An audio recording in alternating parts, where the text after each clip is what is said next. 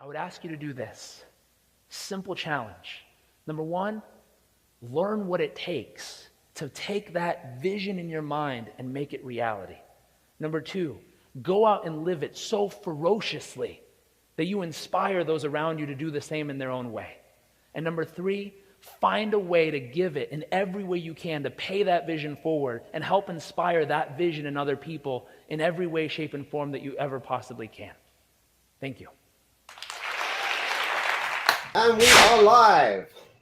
Beautiful. So I found you online. You're obviously well known worldwide. Can you tell us why you do what you do? Sure. I'm going to beg to differ. I don't know how well known I am around the world. I speak to audiences all over the world, and I say, how many people have no clue who I am? And I raise my hand, and about 90% of the room raise their hand. I'm like, well, that sucks. And they all laugh. And I was like, so I don't think I'm that well known. I'm well known to the people who know me, which is a little community around the world. But besides that, most people have no clue that I even exist. So why I do what I do, to start, hopefully they'll get to know me through this conversation a little bit better. Why I do what I do is pretty simple. If you look in the field of psychology, I would fall under the concept of a humanist. I love humans. And so in liking and enjoying humans, my thought is, what could we do, since there's 7 billion of us humans on the planet right now, what could we do to help people be a little healthier, a little happier, a little stronger and mentally, emotionally more resilient to the stresses of life, and a little bit more fulfilled. And so that's what we focus on every day, is helping people become happy, healthy, resilient, and fulfilled, or happy, healthy, strong, and fulfilled is the other way to say it. And it's a really simple how we do that in a company mission is by producing content every single day that spans all over the globe. And our goal with that content is to reach the people that need us most at the moment they need it with the message they need. Our goal, to know that today is a victory, is to reach at least one person a day.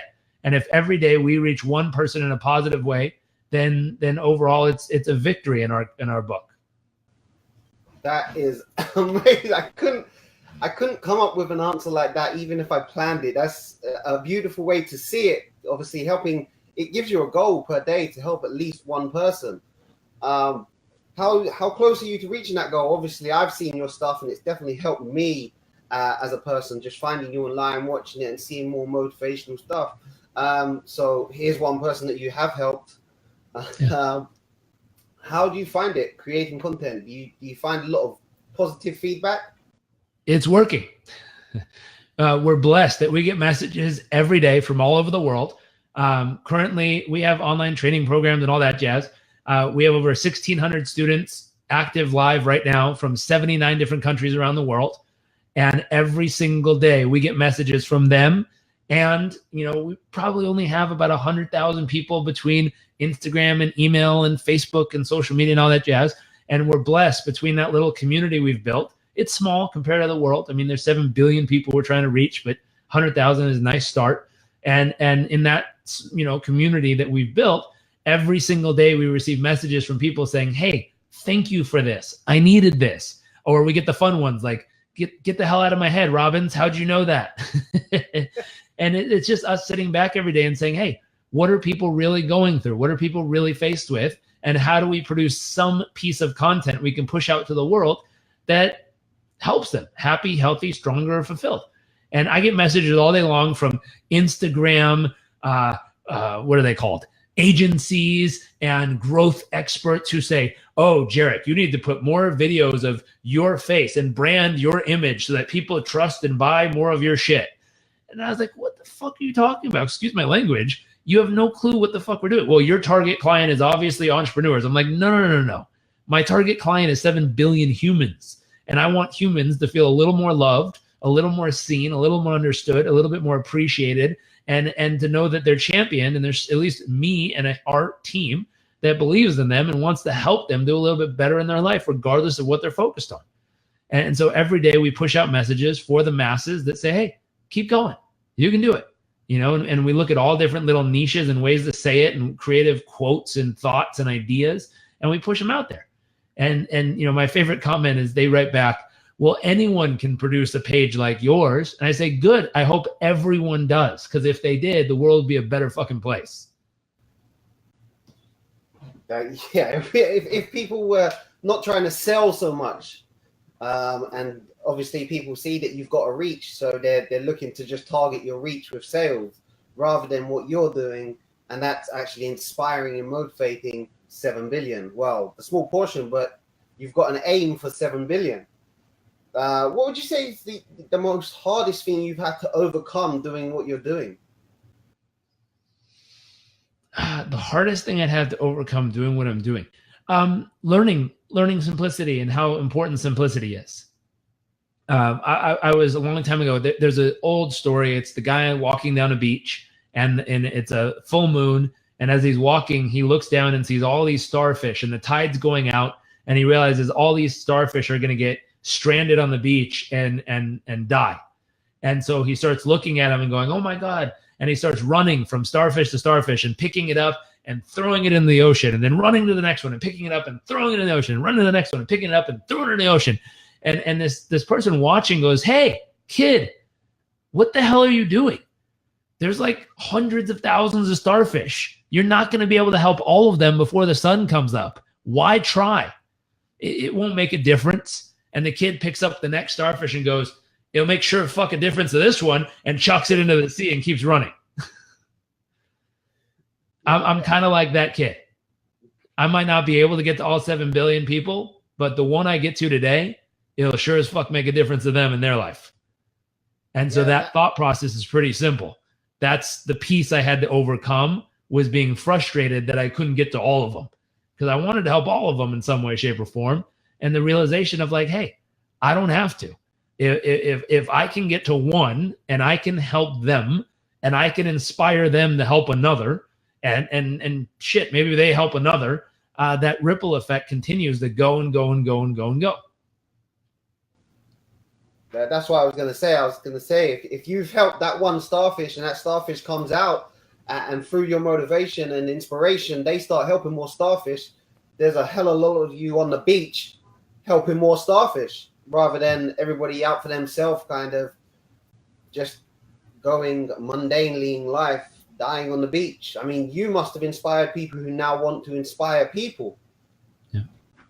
And that's what I do now. I want to go down the same sort of route, not to follow you, but to inspire people, because I've been down the wrong path. I've spent 10 years doing the wrong thing. I was very angry and negative towards the world. There was drink, there was drugs, there was fights, there was arguments, there was getting arrested. And then one night, as you say, you can't help everyone, but it was one night out, and I decided, you know what, fuck this. I seen 2 homeless people, and that was it. That was the change for me. That was the transition from I could spend a load of money on drinking drugs again, or I could forget this night out. The next day, I went and bought loads of hats, scarves, gloves, food, water, and I went back to the area that I seen these 2 homeless people, and I helped about 20 homeless people. And that, for me, cost less than a night out, but it gave me more fulfillment as a person. And I guess it's on the same sort of path as helping the starfish. That was me on the beach then, helping them. And now the positivity that I got back from that and the mindset makes me want to help more and spread more of a message. Yep. And there's science that backs it up. There's research that shows when you help someone, random acts of kindness, that you get a kick of dopamine, serotonin, and oxytocin in your body. So it feels good.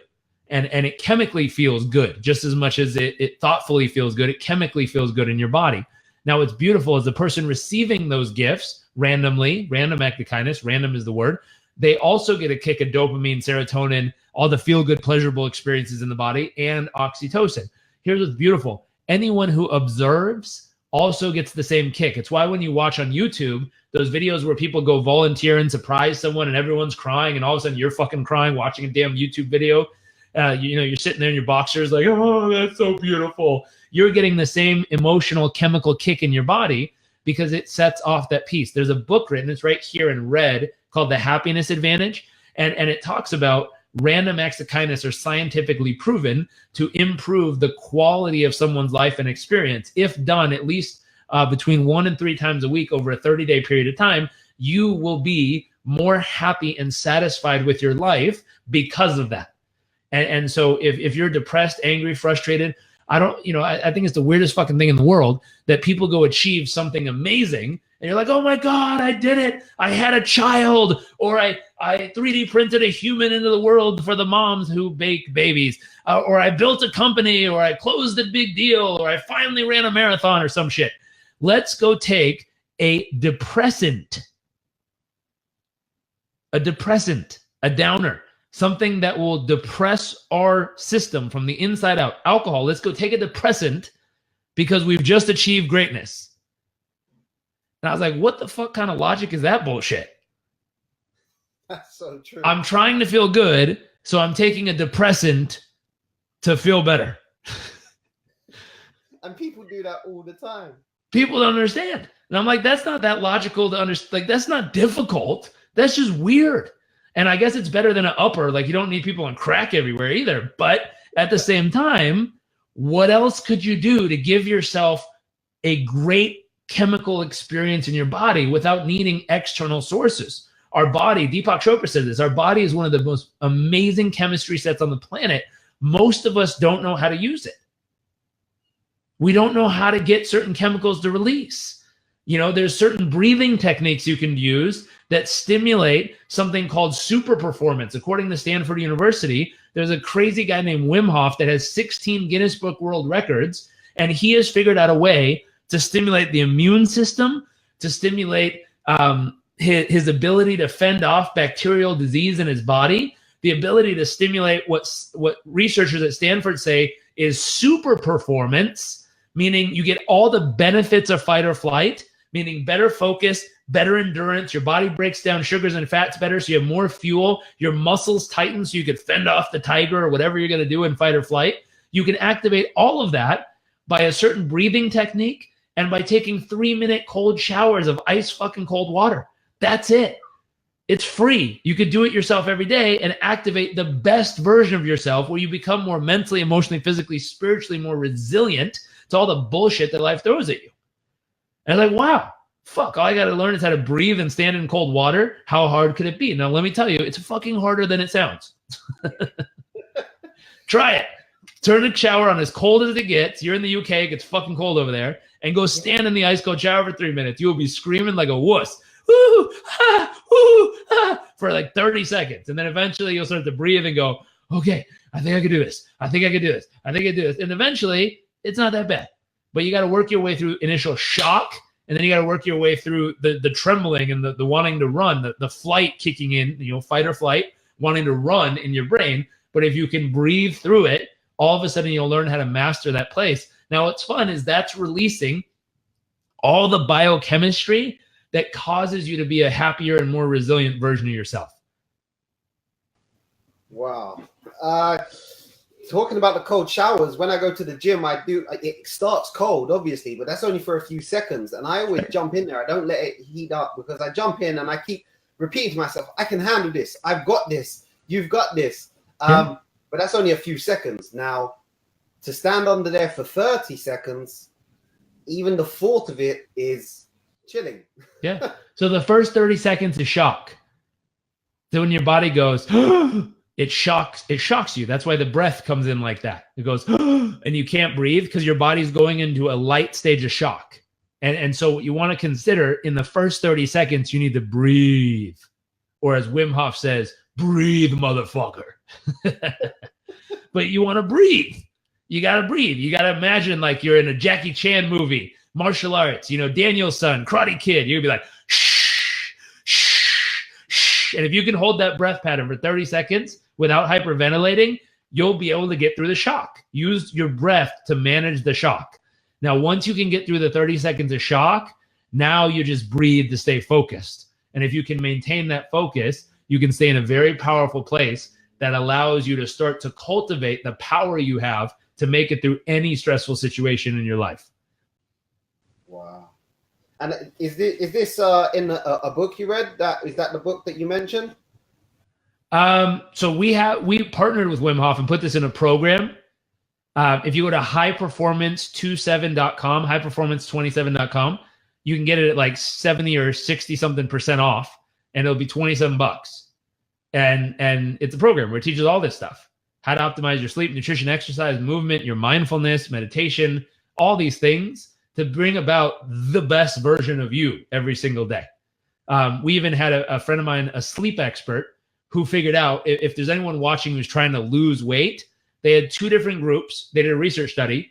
They did the same exercise, the same meal plans. One group got optimized sleep, 7.5 to 8 hours of high quality sleep. The other group got not so great sleep, 6 hours or less of sleep.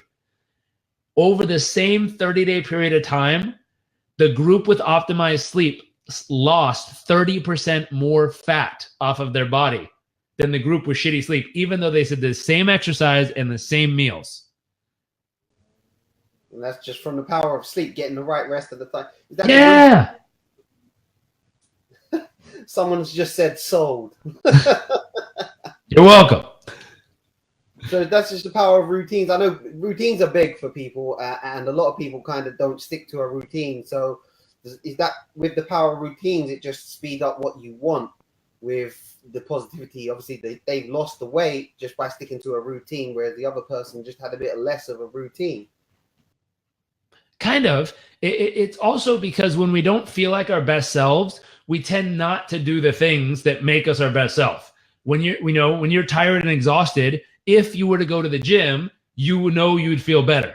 But when you're tired and exhausted, you're like, I don't fucking feel like going to the gym. No. And it's like, oh, the thing that would help you, you're avoiding. Oh.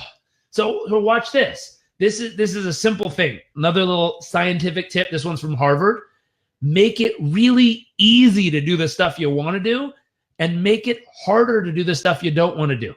Like, let's say you really want to practice the guitar, getting better at playing the guitar, but you never do it. Okay, well, count. And what you do is go get your guitar out of the closet, pull it out of the case, put it on the stand, and put it right next to the couch or wherever your chair where you play. Put it right there. So all you have to do is sit down, pick it up, and play. You don't have to open the box. You don't have to get it out of the closet. You don't have to do anything. It's just right there. Now, let's say you want to watch less television. Here's what you do. Take the batteries out of the remote, put them in a baggie, put them somewhere under the sink in the back corner that's hard to reach. Take the remote itself, put it on the very, very top shelf of the closet, so you have to climb up a ladder to get it. You'll never fucking watch TV again. Why?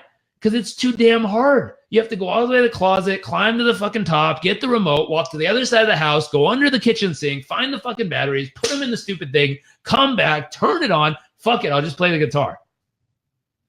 That's so true. Make it really easy to do the shit you want to do. Make it really hard to do the shit you don't want to do. I mean, I get my bag ready for the gym. So if I'm getting up at 5, I get my bag ready the night before. So when I get up, it's easy. I'm out the door. I can go. I have my coffee. I go to the gym and I'm done. Yep. If I don't get my bag ready, I find it harder to get out of bed because I know I've got to get that bag ready and then go. And it's not really that much of a task to get a bag ready. But like you say, because it's that small little... Yep. Here's the rule. If it takes you more than 20 seconds, you're not going to do it. So it needs to be less than 20 seconds to activation, and you'll start to see progress. That's and it's very true with here in the UK. I'm not sure about over there, but I've got so many people around me that will say, I haven't got time for the gym. I'm too tired to go to the gym. I don't want to do nothing after work because they've already sat down. They've already sat down in the car. They've already sat down when they get home. And I know from going to the gym and not going to the gym that once you get there and you start, the energy level goes through the roof anyway. You don't want to sit down. You don't want that afternoon nap. So here's what I think is funny. People write books of how to work out at the gym. There's a huge fucking gap in the marketplace. The book should be called How to Get to the Gym. People know what the fuck to do when they get to the gym. No one can get their ass to the gym. That's the hard part. The hard part is not working out. Once you're there, fuck it, you'll do it. You'll go through the routine, you get your shit done. And some better or worse plans, great. But the real gap in the marketplace isn't how to work out. It's how to get your ass from the couch to the gym. Like that's a big marketplace. But I'll show you. Here's a simple technique. Here's all you need in the book.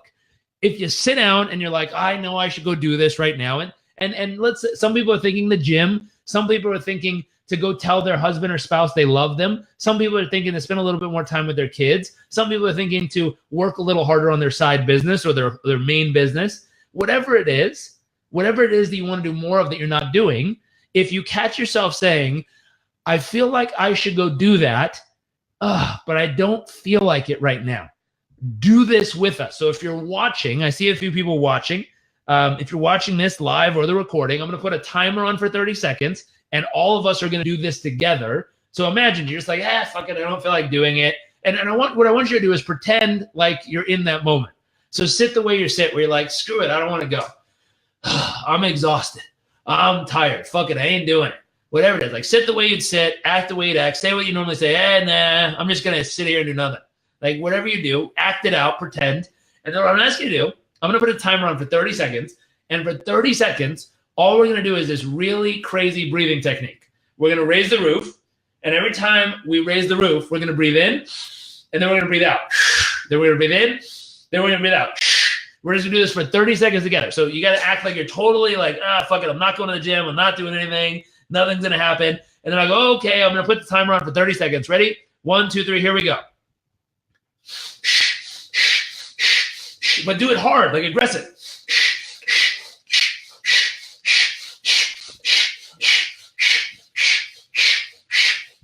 Speed it up a little.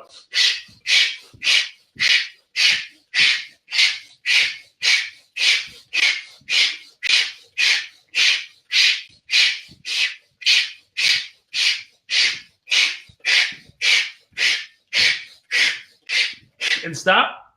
Now think of what's the outcome you want to achieve. You feel pumped. Why is that important to do? Now go get it done.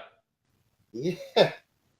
That's crazy how that gets you going already, like the motivation in you going, the heartbeat's going, and you haven't left the seat. Yeah. Now here's the thing we're playing with. I'm not telling you like good ideas of think positive, say positive things. That shit helps too.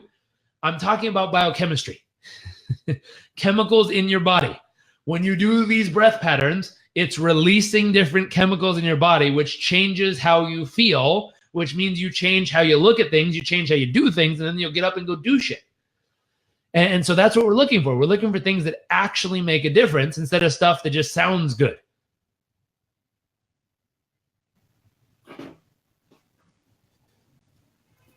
So it's sort of like fitting in.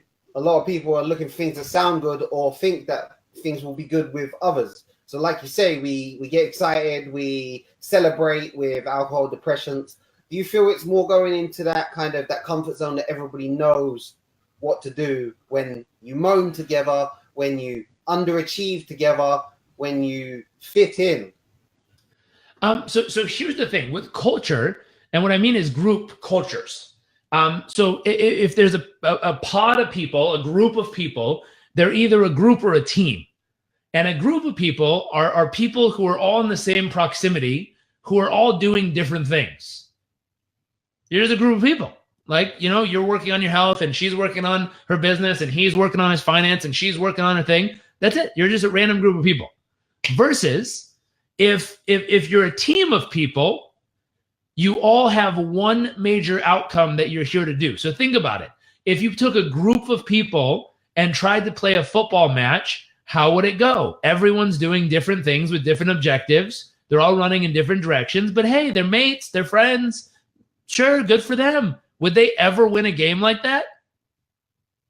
There's no chance in hell they're going to win a game like that, especially if they're up against a team. A group of people who've come together with one solid mission and objective, and the reason they're together is to do this thing called win the game. Therefore, they're all working together in different patterns and ways to achieve the same or similar outcome. If you look at your group of friends and you want to turn them into a team of friends, come up with an outcome of why y'all are together. And at least one time you hang out a week, say, hey, let's be a team.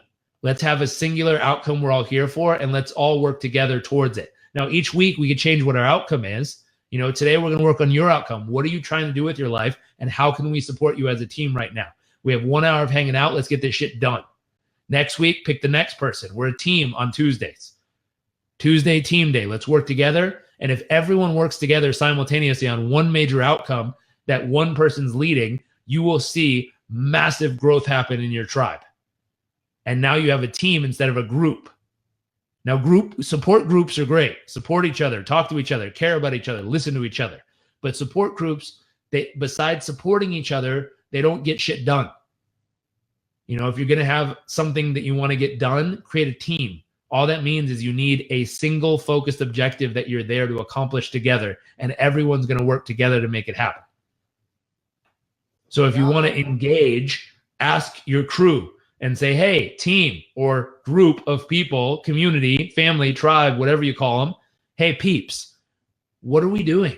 Like, we're here to support each other. Great. We're a support group. Is it cool if every Tuesday we pick one outcome that one of us has and all of us work as a team to get that shit done? I would like to help you, and I would love your help. Now, some of the people are going to be game. Some of them won't be. That's okay. The people who are game, fuck. Let them be on the team. Ask them to show up on Tuesdays, you know, before you guys hang out and support each other and just talk and get shit done together. And all of a sudden, you'll start to realize all of your lives will change. Yeah, I did a video on comfort zones versus social circles. And as I say, years ago, that I was very negative in the way that I would meet friends. We would go drinking on a Monday, a Wednesday, a Friday, and a Saturday because it was socializing. It's doing things together. And it was only, you know, it took me 10 years and a lot of negativity to figure out that it's who's around you. Your social circle will either push you out of your comfort zone or they'll keep you in your comfort zone. And it's just like what you just said. If you and 2 or 3 friends, you know, you're always bitching about a job. If you or 2 or 3 friends got a good CV, good resume, and all applied to a load of jobs just for one of you, that means you've got a team of people pushing you towards something that you constantly moan about. Yeah. And when I say to people now, you know, I don't really want to go out. I don't really want to do this. I don't want to do that. Why are you doing this? A lot of them, it's socializing. Don't be boring. And a lot of the times it's like they're sacrificing their future, their well-being, their mindset, their happiness just to fit in or socialize, as it seems. So I'm going to need access to your whiteboard behind you, and I'm going to need you to draw me a picture if you don't mind. Yeah. How do I do that for you? So do you have a dry erase marker that you could write on that board for me? Oh, yeah. You want me to do this one? Yeah. Yeah. So grab a pen, and here's what we're going to do. Create a chart that's kind of like a big L. So the left side will have an up and down line, and then, so there you go, come down and then go to the right. There you go, stop. Now in the bottom, like the little axis, draw a little circle there. That's where we're going to start, right there in the bottom left corner. So boom, right there. That's where we're starting. And, you know, if you go out to the right along the very bottom line, all the way across, draw a little X, come up above the line and draw a little X right there. Right at the end? Right there, right at the end. Now, we're going to call this a normal life, normal average results, right? And if you think about it, you're starting at the little 0. And if you do normal habits, you're going to get a little dot that's going to go across the bottom there, and it's going to lead to normal results. But here's where we want to figure out. I don't know the numbers and statistics in the UK, so just draw a little dotted line across the bottom from the 0 all the way to the X. So a little line from the 0 to the X. So there you go. So this is a normal life, right? Normal life, normal results. Now, think of all the people you see every day, and where would you rate the happiness of the normal person? The average person you cross paths with. How happy are they? I'd say somewhere down here at the bottom. Yeah, I mean, some of them are happy every now and then, but they're not like happy all the time, everywhere, and everything they're doing. What about their love life? Like the most people have wild, passionate love lives, like deep intimacy with their spouse, and they love them and they care about them and they're passionately in love and they can't wait to see them and hug them and kiss them and hold them. Or are most people putting up with their fucking spouse and oh God, I got to go home to them again? Think of what you've heard in society of what people say and how people actually treat each other. And it's not that they don't care about each other. They're just not passionately in love. Normal people are not passionately in love. They're not deeply connected and they can't wait to be part of the relationship. Average person, normal people. How are they financially? Are they fucking killing it in life, making more money than they know what to do with? Are they able to take care of their loved ones and donate to the charities they believe in and give their children the education and caring that they really want to provide for the ones they love? Or are most people struggling to pay their fucking bills? So I think you get where I'm going with this. Most people don't have the most amazing life in the world. It's great, and it's better than 90-something% of the earth. But at the same time, for most people, it's not really kind of this second. So if you draw a second line, Yep. So if you draw a second X and just go make it a Y and go like this. So from the zero, go straight across like this, up. There you go. Keep going, keep going, keep going, keep going, all the way up, all the way up. Erase it, start over. Yep. So make that a straight line all the way up to the top right corner. There you go. Draw a Y kind of up there on the top of the screen. Oh, a little lower so we can see it. Oh, there. Now we can see it. Perfect. So let's say this. Or here, erase the Y. We're going to do something here that might piss some people off, but that's okay. Write 1% all the way up in that top right corner. 1%. Now, here in the US, I don't know if it is over in the UK too, but there was this big kind of media push against the evil 1%. The evil 1%. These money-grubbing bastards who are rich and they work for big banks and they want, they want all this crap and they want to take it all from us and they're leaving us. Now, near the X, can you draw 99%? Yep. So they're leaving us, the 99%, behind. They're taking everything and being greedy. I don't know, in the comment section, has anyone heard this narrative? Does this narrative get over to the UK too, or just here in the US? We hear a lot about if you'll never be part of the 1% because you need to be an entrepreneur, you need to read everything, you need to do everything, and the 1% is something that most people can't achieve. Got it. So they're saying you can't have this. It's for only the special people. Yeah. Well, here's a question. How many people want to be the 1%? Now, I've asked this in the US, and most people go, oh, no, I don't want to be them. And I say, well, fucking wait a minute. You're telling me you have no interest in being the 1% of people that give more to your community than anyone else in your fucking community gives. You're not interested in being the 1%?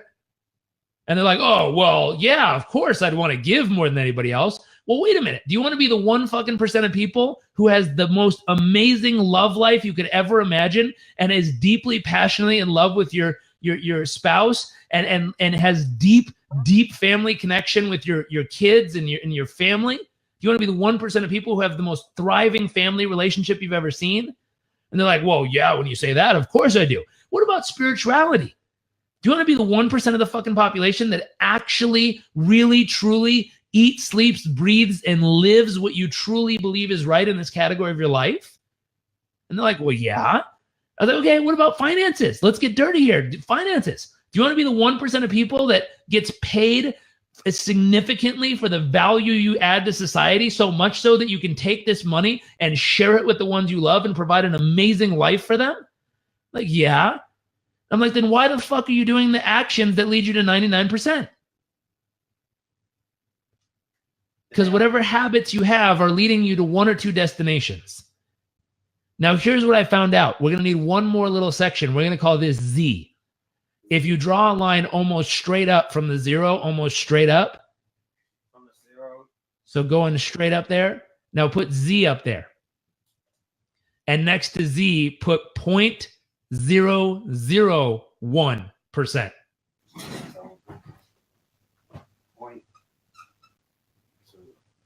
.001. These are actually the dreams most people have nowadays. When you talk to people and say, hey, what kind of life do you want? What kind of goals do you want to achieve? What kind of results do you want to get in your business? They tell you dreams that the 0.001% of people on earth actually get to achieve. But then when you say, show me your daily habits, they show you their habits, how they think, what they read, how they exercise, what they do for their body. The habits lead to the 99%. So there's two things to take away from this. One, either A, you need to update your habits, meaning you need to shift your habits to start going up towards the 1% type habits. You know, the 1% of people are reading and learning and growing. The 1% of people get their group together and turn their group into a team and all work towards helping each other have better lives every week. The 1% of people really, truly find ways to constantly better whatever is going on, and they learn how to thrive in chaos. They learn how to thrive in chaotic situations. They have something called a growth mindset. They believe that you have to suck at something long enough to become okay at it. You have to be okay long enough to become good, and you have to be good long enough to become great. 99% of people believe, well, if I try something and I'm bad at it, I'll avoid it and do something else. They have something called a fixed mindset. There's a book called Mindset by Dweck. Read it. Make sure you have a growth mindset and you're practicing a growth mindset. She looked at the top achievers, from the little kids spelling bees, those kids who spell the really long words off the top of their head, to the top sales professionals, to the graduates of the best schools in the country. She found that all of the ones who were the top had a growth mindset. All the ones who failed along the way or quit had a fixed mindset. One difference between the 99% and the 1% is a fixed versus growth mindset. So read the book. It's huge. For everyone watching, please read that book. Now, here's the next piece. Here's the other realization. Number one, it's going to be shifting some habits to actually bridge the gap between those two. Number two, it's going to be the realization that if you're living and able to watch this on the internet, and you're sitting with a phone or a laptop or a computer, even though you think you're the 99%, you're the fucking 1% of the world. Because 2/3 of the world lives on $2 a day. Wow. So when you're sitting there with a fucking $1,000 phone in your hand, thinking you're the 99%, you're bullshitting yourself. You are the 1%. Most of the world doesn't have clean drinking water. You can't walk to a faucet in a park and press a button and drink something that'll be healthy. In most of the world, if you go drink the water from the local faucet, you will die or have massive problems in your body within the next day. So when people are sitting there complaining they're the 99%, they're not the fucking 99%. They're the 1% of the planet. Now, if you're only making enough to get by and pay your bills, the distinction is, number one, realize you're fucking blessed to be the 99, not, the 1% of the planet. If you have access to these kind of resources, that's the first thing. The second thing, fuck it. Let's aim big. Let's challenge each other to become the 1% in what you're doing. Let's challenge yourself to really go for it, to experience the life you want. And if you want to do that, let's figure out what are the habits necessary to get those kind of results. The fastest way to figure those habits out, listen to people who've done it. Go and find someone. My belief is every single person you meet is an example and a warning. They're a warning of what not to do in certain categories of their life, and they're a beautiful example of what to do in other categories of their life. Learn from everyone. The homeless person, the billionaire, the amazing volunteer servant, learn from all of them. And if you can practice learning from all the people around you, what's amazing is you can learn what works. And that's all that you're looking for in the beginning. What works? If you can find out what works, it'll give you an amazing place to start from. Now, eventually, you got to figure out how to customize it so that it's your formula that works for you. But in the beginning, just go repeat what works. Learn how to get the minimum results where you start making traction. You start to have a better, better health. You don't have to come up with what exercises equal better health. Read a book. You can get someone's entire life experience of figuring it out, all their research, all their thoughts, all their things in a freaking book, and it'll tell you exactly what to do. If you're trying to figure out how to have a better relationship, there's great places out there like Gottman University, Gottman. They did 3,000 couples. They studied them for 30 years to scientifically figure out what's the difference between being a master of your relationship and a disaster in your relationship.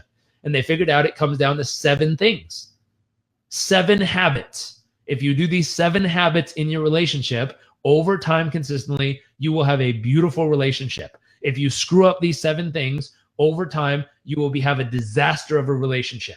Scientifically proven, over 3,000 couples studied for 30 years. every race, pairing type, religion, all kinds of stuff. They figured out these are the 7 things that make the difference. You know, if you want to be better in business, study the business moguls, the ones who are crushing it and doing it, and figure out what works. It's out there. You don't have to reinvent the wheel. It's amazing. I mean, imagine trying to ride a bicycle and being like, okay, I'm going to go figure out how to build my own bicycle from scratch, and then I'll take my bike down the road. Like, why would you waste 10 years trying to figure that shit out? There's already pre-made bikes. Buy one and use it. So same concept here. Find someone who's already doing it. Buy their book. You know, read the damn book and say, okay, this is what works. Great. I'm going to do this. As soon as I get the result, then I'll start to customize it so it's my unique way of doing it. But it's a great way to speed up the process. If you want to get to the 1%, realize, number one, you are already at the 1% if you're watching this online on some type of device. Number two, expand yourself, challenge yourself, grow, go for the 0.001% or whatever you want in life. And if you really want to go after it, find people who've done it and figure out what habits they do and learn how to how to do them good enough. And then once you get it down, differentiate, do your own version and break the system and create your own path. That's a lot of what I tell people. Like, a lot of people will say to me, reading is not going to save you. Reading is not going to change you. And you can't follow somebody else's path. But we've been alive too long. I mean, human race has been alive too long to actually, be an original at anything now. Somebody's done it already or similar to it. So we've got our own version of it. I mean, there's many entrepreneurs. You've just put in your own twist on it. There's many motivational speakers. We just got a different twist to it. Yeah, we're unique. And, reading every book ever made by any entrepreneur, any psychologist, that doesn't make me them, but I've just picking up the mind that they've got and learned from that. So when I say to, some of my old friends or my current friends, and I'll say, please just read, please just take some motivational stuff in, please just take an online course. A lot of them will say to me, I want to make my own mistakes and I want to learn things my way. But, as you say, what's the point of jumping on the back end when you could start by reading the book and, bypass all those failures already? So here's the difference. It's a stage of life. So the stage of life these men are in, I'm guessing, is in their 20s and 30s, and they're men. Yeah. They're trying to figure out what they're capable of. So their number one focus in life is to see what they're capable of. It's not so much about intelligently preparing for what's next. That'll come in their mid to late 30s. So between their early 20s, teens, and 30s, they're trying to figure out if they can do it. That's what they want to know. They see a mountain and they're like, I want to know if I can climb to the fucking top of that mountain. So they're going to go try to run as fast as they can and see if they do it. The moment they get there, they go, fuck yeah. They look around, they see another mountain. They go, I'm going to go try to climb that mountain. That's all they do. That's all they're interested in. Can I climb the mountain? Eventually, right around mid 30s, like 35, 40, they'll start to get bored because they'll realize at the peak of every mountain is the same thing, thin air and a nice view. That's it. And all of a sudden they'll go, it's kind of the same shit I've been doing for the last 10 years of my life. Like, I just keep doing it again and again and again and again, and it's leading to the same result. And if I like the result, high five to me. If I hate the result, what the fuck am I doing with my life? And all of a sudden they'll reconsider. And the moment they start to reconsider, now they'll be open for new information. So it's the timing in life that you're trying to show it to them. It's too early. You need to let them go hit the wall a few times until they come and go, fuck, man, I need to figure this out. Then show them what they need. Because right now, they think they have it. When people leave the house at 18 years old, or sometimes 45 nowadays, but when they finally leave home, they think they know everything. That's okay. Let them go out into the world. They'll figure out what they know and what they don't know quickly. And we're the best place to catch them for that. If it's men that you're working with, the best place to catch them is right on the edge of the realization of, fuck me, I don't know everything. At that moment, great clients. If you're catching them before that, some will listen, most won't. And it's only because they're not ready yet. They haven't climbed enough mountains to realize, I don't know what else to do from here. They're just stuck in that piece. I have to wrap up. I have another call I got to jump on, but thank you for having me. Thank you very much. It's been enlightening. So hopefully this is helpful. Hopefully this is useful. Thank you for everyone who decides to tune in. It's a pleasure getting to see you all on here. But I'm going to jump and grab this call. Thank you very much. Thank you. You're welcome. Take care. You've never looked at yourself in the mirror and said, you let you down. Until you get to that point, you let you down. You're not brave enough. You want to put it on somebody else. The reason why I'm not successful is because of my boss. Have you ever looked at yourself in the mirror and said, I'm not getting up on time. I'm not going to work on time. I'm not putting in 120% when I'm at work. I let me down. I'ma work to my last breath. I'ma hustle to my last breath.